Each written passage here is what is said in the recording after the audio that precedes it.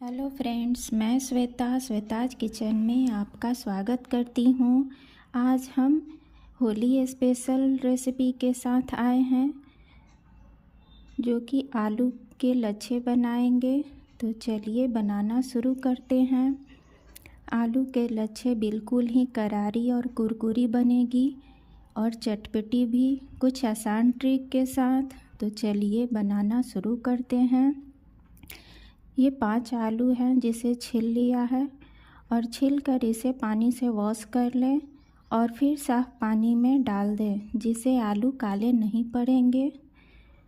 और ये देखिए चिप्स कटर जिससे हम अपने चिप्स काटते हैं, इससे हम सभी आलू को काट लेंगे।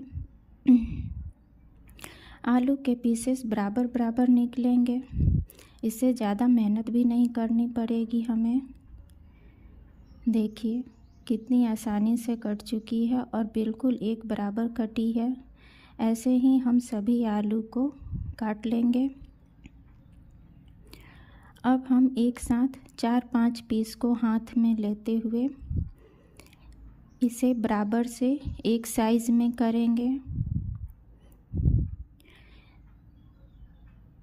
एक बराबर कर लें और इसे हाथों में इस प्रकार दबाते हुए हम पकड़ लेंगे और फिर से हम इनके लच्छे काटेंगे। देखिए सावधानी पूर्वक काटेंगे जिससे हाथ ना कटे। अब हम इससे लच्छे को काटेंगे। देखिए सभी लच्छे कट चुकी है और कितनी ही खिली खिली कटी है और एक बराबर कटी है। इसी प्रकार हम सभी आलू को काट लेंगे और लच्छे तैयार कर लेंगे। देखिए सभी लच्छों को मैंने 4-5 पानी से धो लिया है। जब पानी साफ़ आ जाए तब आप इसे छानकर अलग एक बर्तन में रख लेंगे।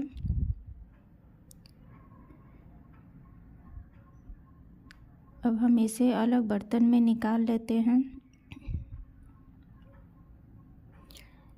अब एक ट्रिक के साथ हम इसमें गर्म पानी डालेंगे। गर्म पानी डालने से हमारे आलू के लच्छे काले नहीं पड़ते हैं। अब हम इन्हें 1 से 2 मिनट तक पानी में छोड़ देंगे, इससे ज़्यादा हमें नहीं छोड़ना है। अब एक साफ़ कपड़ा फैला लें, उस पे हम अपने आलू के लच्छों को बराबर से फैला लेंगे। सभी आलू के लच्छे इस पर डाल दें। हमें इससे इनका पानी अलग करना है। सभी आलू इस पे फैल चुके हैं। अब हम इन्हें कपड़े से दबाते हुए हम इनका पानी सुखा लेंगे।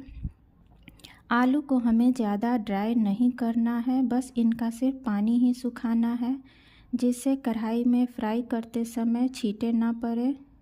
देखिए लच्छे तैयार हो चुके हैं। अब हम इन्हें तेल में फ्राई करेंगे। तेल हमारा गर्म हो चुका है। अब हम एक लच्छे को इसमें डालकर देखेंगे।